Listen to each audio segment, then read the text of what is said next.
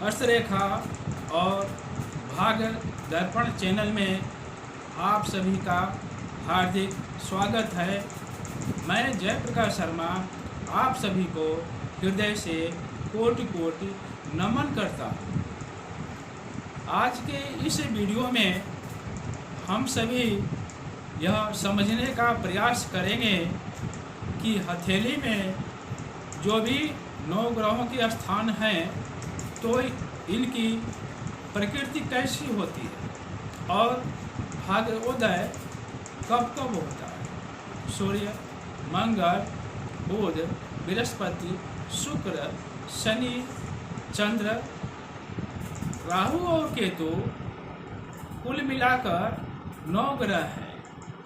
राहु और केतु का आकाशीय पिंड में, आकाशीय मंडल में कोई स्थान नहीं है, अर्थात इनकी कोई प्रकृति नहीं है। चूँकि ये छाया ग्रह हैं, ये छाया मात्र ही ग्रह हैं, इसका कोई पिंड, कोई आकार नहीं होता।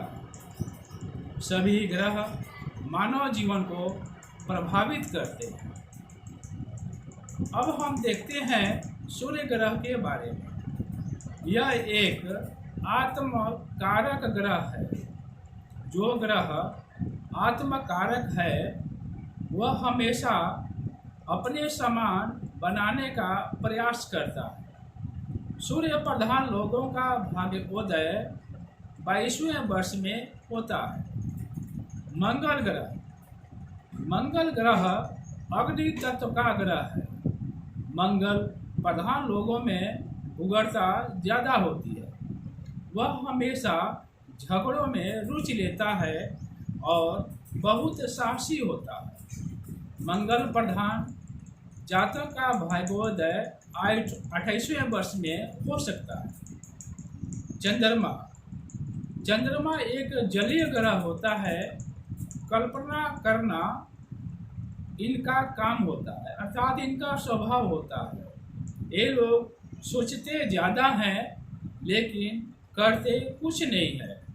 इनका भाग्योदय लगभग 25वें वर्ष में होता है। बृहस्पति ग्रह गुरु प्रधान व्यक्ति अगुवानी करना ज़्यादा पसंद करता है।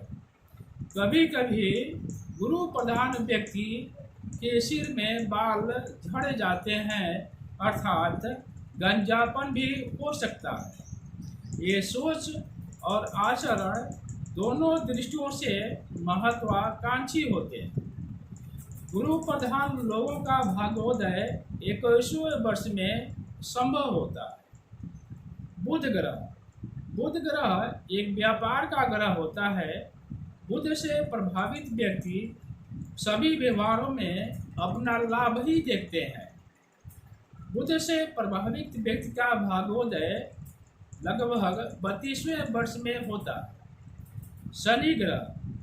शनि प्रधान व्यक्ति एकांत प्रिय होता है। भीड़ भाड़ इनको पसंद नहीं आता है। इनके सभी काम विलंब से होते हैं। इनके कार्यों में स्थिरता होती है और इनका भाग्योदय लगभग 36वें वर्ष में हो सकता है।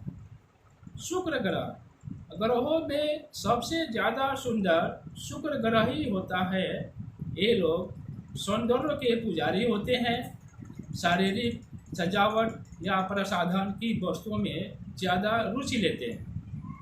इनका भाग्योदय लगभग 24वें वर्ष में हो सकता है। राहु और केतु तो इन दोनों ग्रहों का आकाश में कोई अस्तित्व नहीं होता है, अर्थात ये छाया ग्रह होते हैं, यानी अंतरिक्ष में इनका कोई खास स्थान नहीं होता है, यानी कोई भी इसका पिंड नहीं होता। राजनीति और कुछ इस प्रकार के काम जो है, जैसे कोई आकस्मिक प्राप्तियां, उपलब्धि हो जाए, यह राहु केतु से संबंध रखते हैं। इनका भाग्योदय करीब 42वें वर्ष में हो सकता है।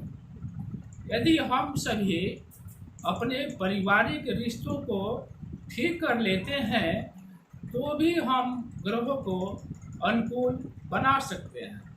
यहाँ तक कि पशु पक्षियों से भी यदि हम अपना रिश्ता सही रखें तो भी कुछ हद तक हमारे ग्रह ठीक हो सकते हैं। जैसे गाय है, कुत्ता है, कोई भी और पक्षी हैं, यानी हर रिश्ता किसी न किसी ग्रह से जुड़ा होता है। जैसे सूर्य है, वह पिता का कारक होता है, यानी आप कितना भी माड़ी की पहन लें या कोई भी पूजा पाठ कर लें, सूर्य के मंत्रों का जप कर लें, जब तक आपको पिता का आशीर्वाद प्राप्त नहीं होता है तब तक आपका सूर्य मजबूत नहीं होता है और समाज में या किसी भी कार्य में आपको प्रतिष्ठा और मान सम्मान, धन दौलत प्राप्त नहीं हो सकता। चंद्रमा चंद्रमा माता का कारक ग्रह होता है, अर्थात माता का आप सम्मान करें। यदि कोई भी रत्न, जैसे आप कोई भी रत्न या पूजा पाठ करते हैं चंद्रमा ग्रह के लिए, तो भी आप उस ग्रह को उतना मजबूत नहीं कर पाएंगे जितना कि आप माता को सम्मान देंगे, उनका आदर सम्मान करेंगे। इस प्रकार इससे भी कभी कभी ऐसा होता है कि लोग अपने माता पिता का सम्मान तो करते नहीं हैं, लेकिन सूर्य आदि अन्य ग्रहों का जप और पूजा पाठ करना शुरू कर देते हैं। अब हम देखते हैं मंगल ग्रह के बारे में। मंगल ग्रह वैसे देखा जाए तो छोटे भाई का कारक होता है और छोटे भाई या बड़े भाई का भी कारक होता है। यदि आप हनुमान चालीसा या कोई भी चालीसा पढ़ते हैं और अपने छोटे भाई से भी आप प्रेम नहीं रखते हैं तो आपका हनुमान चालीसा या बजरंग बाण का पाठ करना या मंदिर जाना बिल्कुल बेकार होता है। मंगल ग्रह पैतृक संपत्ति का कारक होता है, यानी पिता और पिताजी के परदादा या पिताजी के पिताजी का जो संपत्ति है, आप यदि उसको बेच देते हैं तो आपका मंगल बिल्कुल खराब हो जाता है। चाहे आप घर में हनुमान जी की फोटो लगा करके या हनुमान चालीसा पढ़ें या हनुमान जी का मंदिर आप बनवा दें, वह मंगल खराब हो जाता है। और कोई भी ग्रह एक बार खराब हो जाता है तो उसको सही करना इतना आसान नहीं होता है कि जितना भी सब लोग समझते हैं। बुध ग्रह के बारे में समझते हैं। यदि आपको बुध ग्रह मजबूत करना है तो पेड़ पौधे भी लगाइए और बुआ बहन, बेटी बुआ बहन से आप रिश्ता बढ़िया रखिए तो अपने आप बुध ग्रह मजबूत हो जाता है। होता तो यह है कि बुध ग्रह के लिए पंडित जी उपाय बता देते हैं कि पन्ना पहनो, ये पहनो, उसके बाद भी लोग अपने बेटी बहनों या बुआ से झगड़ा करना शुरू कर देते हैं, तो इससे कोई फायदा नहीं होता है। अब हम देखते हैं बृहस्पति ग्रह के बारे में। बृहस्पति ग्रह ज्ञान है, यह ईश्वर है, यानी बृहस्पति ग्रह से ईश्वर की कृपा प्राप्त होती है। बुजुर्ग की सेवा करना या किसी भी बुजुर्ग का सेवा करने से आपके बृहस्पति मजबूत हो जाते हैं। यदि बृहस्पति ग्रह मजबूत नहीं है तो कितना भी धन दौलत आपके पास है तो आप अकेले की अकेले रह जाएंगे। कोई भी सम्मान, मान, मर्यादा यानी ईश्वर की कृपा आपको प्राप्त नहीं होती है। अब देखते हैं शुक्र ग्रह के बारे में। कैसा भी शुक्र ग्रह को भी आप मजबूत करना चाहें, चाहे शुक्र का रत्न पहन लें या पूजा पाठ कर लें, जब तक आप स्त्री को या स्त्री समान औरतों का यदि आप मान सम्मान नहीं करते हैं, स्त्री समान महिलाओं का यदि आप मान सम्मान नहीं करते हैं, तो आपका शुक्र ग्रह बिल्कुल खराब हो जाता है। यदि आपके पास कितना भी रुपया पैसा धन दौलत है तो आपके शुक्र ग्रह खराब हो जाते हैं। और जैसा मैंने कहा कि एक बार शुक्र ग्रह खराब हो जाता है तो उसको ठीक करना उतना आसान नहीं होता है कि जितना भी पंडित जी लोग बता देते हैं। यानी शुक्र ग्रह बिल्कुल के बिल्कुल आपके वैसा ही रहेगा।